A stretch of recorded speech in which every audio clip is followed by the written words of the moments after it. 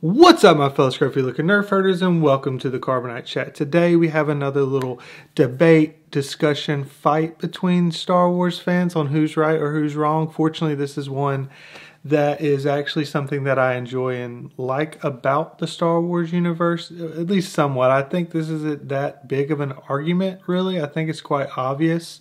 But articles have been saying that this is a big ordeal and that there's a lot of back and forth on who's right or who's wrong. So I figured I'd throw my 2 cents in, even though in this article by Mashable, which will be linked down below, someone named Kevin Tong kind of responds to the original poster, Dennis DeClaudio, and in my opinion kind of ends the argument. I mean, I'm right on his side, but I figured I would use this opportunity to stop discussing some of the stuff that's been discussed recently and discuss something about the Star Wars universe, and also find out whether or not some of you think differently than I do.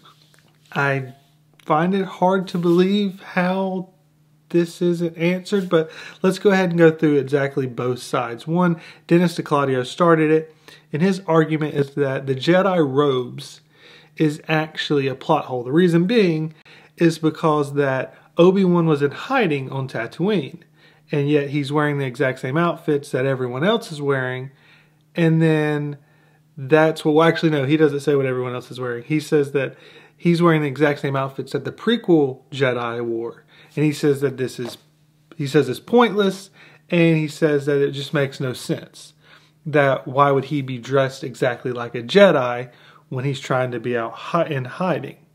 And he's missing a lot of points here. I don't get his. Ultimately says at the bottom that he was just trying to waste time from work, but we'll get through the rest of it. Kevin Tong responds, and basically, in my point of view, gives about every answer that needs required for this, and how it's not a plot hole, that it actually makes perfect sense for story-wise, and just like visually, like just as far as cinematics work and symbolism in the story. And so his first thing is he kind of discusses that everyone dresses like this. If you look throughout the original trilogy, this is how everyone dressed. Now there's 1 or 2 different kind of, things that separate this, one being, a military presence. So when the rebels are dressed as rebels, they're dressed a little bit different. Same with the Empire. And the only other real difference here is when we go to Cloud City, which is a little more elevated. And we'll get to kind of why that matters as we go on. But Kevin Tong says that, yeah, he's in hiding on Tatooine, but Jedi always dress like everyone else. So the only thing he really needs to hide is his lightsaber, which he does hide up until the the point that he has to use it in the cantina. But all the Jedis dress alike because they dress normal to what everyone else does. In the prequels, it kind of seems like there's a big difference, because in the prequels, we're on Coruscant at the top, which is a very wealthy area, and we're around royalty like on Naboo. Now, royalty and wealthy people dress a lot fancier, a lot nicer. And Jedi, being warrior monks that they are, they don't kind of take on any of these things. They focus on the Force and only the Force, like a monk. And like monks, they don't dress in finer things. They dress just like a normal person would be. And when we're on somewhere like Tatooine, which is in the far outer rim, where there's not much money, they don't dress very fancy. They don't have finer clothes or things. And then also, even though they're in the war, in the Clone Wars, they're not wearing armor because their armor is the Force. So this is, all fairly easily explained. Obi-Wan was in hiding from everyone else, and he wasn't showing any of his Force abilities, and that's one of the things that's covered in some of the Star Wars comics that they've done with the new Disney canon, even, that Obi-Wan he struggles with his hiding, in that he'll be in town and other people will be getting kind of mistreated or abused, and he can't do anything about it. He could easily solve the problem, but if he did, it would draw attention to himself, and he can't do that because he's in hiding. So that's what he's hiding. It's not that he's hiding his outfits or anything like that. His only thing that he's really got to hide is his lightsaber. Now, visually, Kevin Tong also talks about that one of the things is that using the earth tones is that this kind of more basic color, then when it's contrasted with the lightsabers, makes it much more visually and cinematically kind of impressive. It makes it pop. The contrast really kind of enhances the visuals that you're seeing.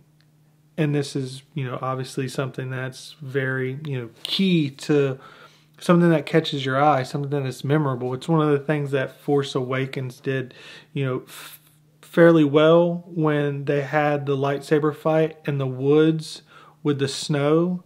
That made the lightsabers pop, just visually speaking.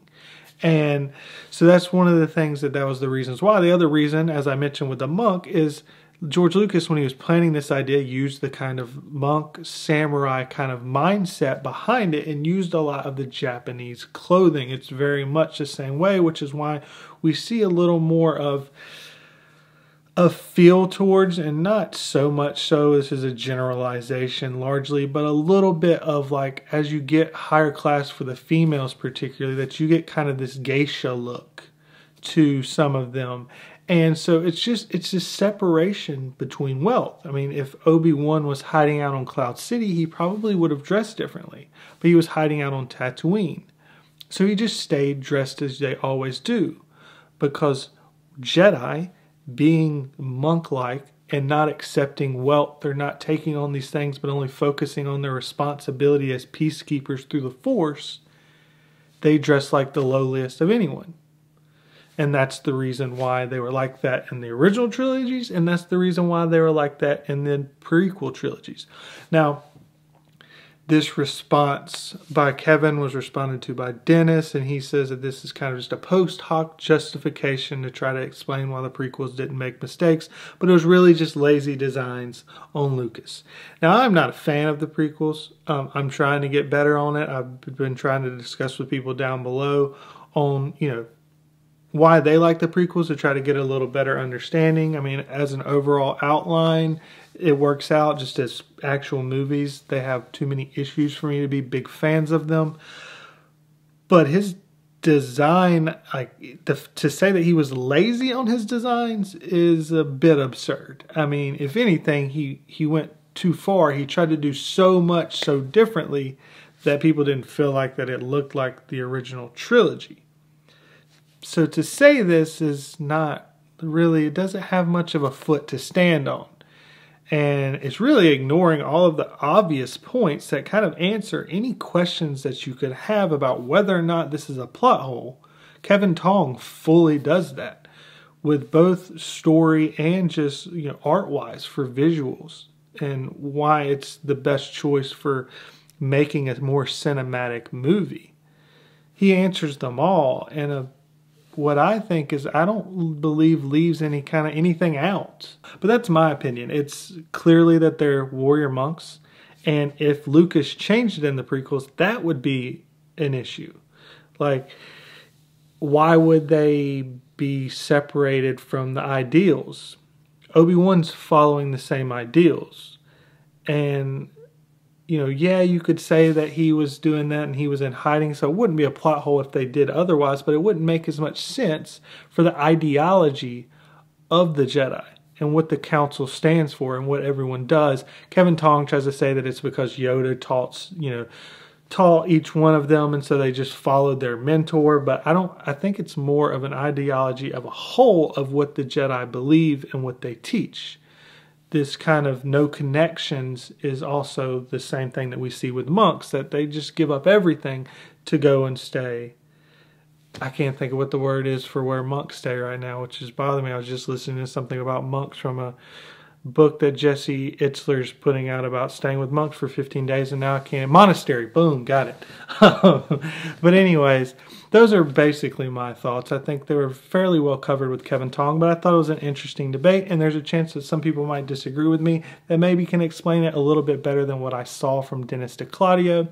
And so I figured I'd put my 2 cents in and kind of pick out the best arguments that Kevin Tong used and touch on them, point them out, add a little to the discussion, and then also have a discussion with all of you down below on your thoughts and opinions. But I don't think that it's even close to what you can say that there's a plot hole in this at all. I think if anything, it's just kind of Dennis not being willing to accept evidence that disagrees with what he has to say. Those are my thoughts. Anyways, I look forward to hearing your thoughts down below. Thank you as always for watching, and never forget, you Nerf herders, I love you.